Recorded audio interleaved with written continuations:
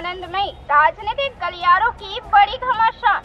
कांग्रेस पर कार्रवाई की मांग, राजनीति में आएगा उबाल। राज्यसभा में भाजपा के अनिल बोंडे ने कांग्रेस पर चुनाव में मतदाताओं को झूठे प्रलोभन देने का आरोप लगाया और निर्वाचन आयोग से मांग की कि उसे इस पर रोक लगाने के लिए उपयुक्त कदम उठाने चाहिए तथा इस प्रकार से जीत दर्ज करने वाले सांसदों की सदस्यता रद्द कर देनी चाहिए। यूपी में रोजगार का होगा विकास। यूपी सरकार पर्यावरणीय प्रदूषण को कम करने के लिए यहां बायोप्लास्टिक का निर्माण शुरू करने जा रही है। इसका निर्माण 2000 करोड़ रुपए से होगा। इसके लिए यूपी में बायोप्लास्टिक पार्क की स्थापना करेगी योगी सरकार। ये प्रोजेक्ट यूपी के लखीमपुर खीरी जिले के गोला गोकर्णनाथ तहसील के कुंभी गांव में होगा। यहाँ न केवल बड़े स्तर पर रोजगार मिलेगा बल्कि लोगों को बायोप्लास्टिक पार्क बनने से इस क्षेत्र में कई और उद्योग भी स्थापित करने में सहायता मिलेगी। इस पार्क के विकास के लिए उत्तर प्रदेश एक्सप्रेसवेज औद्योगिक विकास प्राधिकरण को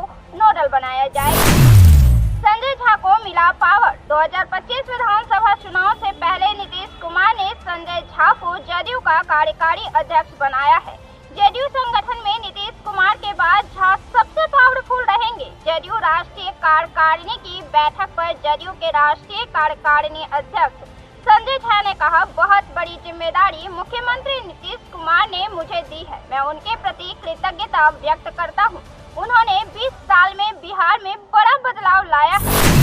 की पार्टी विवादों में इंडियन एक्सप्रेस की रिपोर्ट के मुताबिक सुभाषपा के जखनिया विधायक बेदीराम का एक वीडियो सामने आया है जो पैसे के बदले सरकारी पदों पर भर्ती की सुविधा यानी नौकरी देने की अपनी क्षमता का दावा करते हुए नजर आ रहे हैं। चिराग पासवान गदगद। केंद्रीय मंत्री चिराग पासवान ने कहा कि प्रधानमंत्री नरेंद्र मोदी जी द्वारा उन्हें एक बड़ी जिम्मेदारी दी गई है, उसका वे पूरी ईमानदारी और निष्ठा से पालन करेंगे। उन्होंने फूड प्रोसेसिंग के क्षेत्र में बिहार में काम करने का भरोसा दिया है। उन्होंने कहा है कि लोकसभा चुनाव में हमारी बड़ी जीत हुई है। पार्टी ने चुनाव में 100% स्ट्राइक रेट रखा है। बिहार में अगले साल विधानसभा के चुनाव भी होने हैं। ऐसे में पार्टी उसकी तैयारी में मजबूती के साथ जुटेगी। हमारी कोशिश है कि जो जीत लोकसभा में बिहार में हमें मिली है वही जीत विधानसभा चुनाव में भी हमें मिली।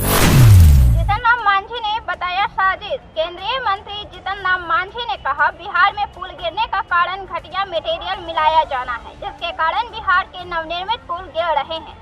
उक्त घटना में पुल निर्माण में लगे संवेदकों पर बिहार सरकार आवश्यक कार्रवाई करेगी। उन्होंने कहा कि 1 माह पहले बिहार में पुल नहीं गिर रहा था, अब बिहार में बार बार पुल गिरना साजिश भी हो सकती है। केंद्रीय मंत्री जीतन राम मांझी ने कहा है कि बिहार सरकार दोनों बिंदुओं पर जांच करे, यह मेरा अनुरोध है।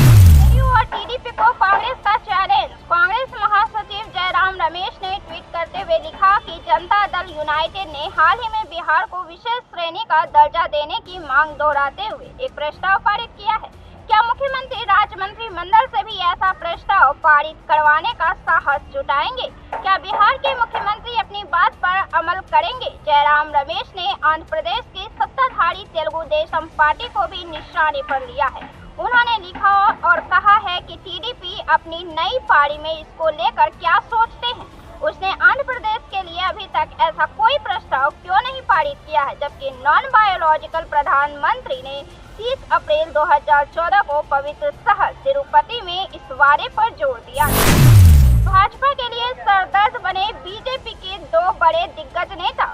विधान परिषद में कार्यकाल पूरा होते ही पूर्व केंद्रीय मंत्री संजय पासवान कह रहे हैं कि बीजेपी बिहार में लोकसभा की 12 सीटों पर मुख्यमंत्री नीतीश कुमार के कारण सफल रही। तो वहीं दूसरी तरफ पूर्व केंद्रीय मंत्री अश्विनी चौबे अब पार्टी को 2025 का विधानसभा चुनाव नीतीश से अलग होकर अकेले लड़ने की सीख देने लगे हैं। दोनों नेताओं के बयान को बीजेपी के नेता से लेकर प्रदेश पदाधिकारी एवं कार्यकर्ता दबाव की राजनीति बता रहे हैं। दोनों नेताओं के बयान के दूरगामी संदेश हो सकते हैं। पाटकाल और भाजपा के हमले पर लालू ने ढोया। लालू यादव ने अपने एक्स अकाउंट पर पोस्ट साझा किया है जिसमें लालू यादव ने उनके और पत्रकार नलिन वर्मा द्वारा लिखा गया एक लेख द संग साइलेंस इन 1975 साझा किया। लेख में उन्होंने भाजपा के नेतृत्व वाली केंद्र सरकार पर हमला करते हुए कहा कि हालांकि 1975 देश के लोकतंत्र पर एक दाग है, लेकिन हमें यह नहीं भूलना चाहिए कि 2024 में विपक्ष का सम्मान कौन नहीं करता। उप मुख्यमंत्री ने विपक्ष पर कसा तंज। राजस्थान की उप मुख्यमंत्री दिया कुमारी ने राजस्थान भाजपा मुख्यालय में लोकसभा चुनाव कार्यकर्ताओं के साथ बैठक की। बैठक के बाद उन्होंने कहा, कार्यकर्ता हमारी रीढ़ की हड्डी है। जब हम फीडबैक लेते हैं तब भविष्य के लिए सुझाव निकल कर सामने आते हैं। विपक्ष जो कहती है वो कहने दीजिए, हम अपना काम। झारखंड की धरती पर हेमंत सोरेन ने भर दी हुंकार। झारखंड के पूर्व सीएम हेमंत सोरेन ने कहा, ये झारखंड सिर्फ झारखंड नहीं है, ये वीरों की धरती है। हम वीरों के सपूत हैं, हमें डरने की आवश्यकता नहीं है। डराने वाले बहुत आएंगे, लेकिन वह क्षण भर का तकलीफ होगा। अगर हम उस तकलीफ को सह लिए तो निश्चित रूप से मंजिल झारखंडियों के कदम चूमेगी। बजट से कितना खुश होगा महाराष्ट्र। महाराष्ट्र उप मुख्यमंत्री देवेंद्र फडणवीस ने कहा, आज का जो बजट हमने लोगों को दिया है वो एक प्रकार से हमने हमारी बहनों को सौगात दी है। ये 1500 रुपये प्रति महीना हम उनको देने वाले हैं। किसानों को मुफ्त में बिजली देने वाले हैं। महिलाओं को 3 गैस सिलेंडर मुफ्त में देने वाले हैं। युवाओं को 10,000 महीना स्टाइपेंड योजना लाई गई है। इस बजट ने सभी वर्गों के लिए खुशी लाई। तेजस्वी यादव ने एनडीए पर कसा तीखा तंज। तेजस्वी यादव सरकार पर जबरदस्त तरीके से हमलावर नजर आ रहे हैं। राजद ने अपने ट्विटर अकाउंट पर लिखा है, मुख्यमंत्री नीतीश कुमार ने नन बायोलॉजिकल प्रधानमंत्री के चरण कमल छुए तो सुशासनी भ्रष्टाचार रूपी विकास इतना खुश हुआ कि बिहार में 9 दिन में 5 पुल गिर चुके हैं। पुल गिरेंगे तभी तो नए टेंडर निकलेंगे, जिससे सीमेंट, लोहा कंपनियों, निर्माण कंपनियों, ठेकेदारों, अफसरों, मंत्रियों वगैरह सबका तीव्र विकास होगा। मेहनत कश जनता को तो ये इंसान ही नहीं मानते हैं। उनकी गिनती इन सब में नहीं होती। ये लोग तो नॉन बायोलॉजिकल हैं। ये तो बस विपक्ष को भ्रष्टाचारी का सर्टिफिकेट पाते। पीएम मोदी ने शेयर की चिराग के साथ की तस्वीरें। प्रधानमंत्री नरेंद्र मोदी ने अपने एक्स पर लिखा, लोजपा के सांसदों के साथ मेरी शानदार मुलाकात हुई है। श्री रामविलास पासवान जी मेरे बहुत प्रिय मित्र थे, जिनकी बहुमूल्य अंतर्दृष्टि की मुझे बहुत याद आती है। मुझे यह देखकर खुशी हो रही है कि चिराग पासवान इस अवसर पर आगे आए और रामविलास पासवान जी के सपने को पूरा किया।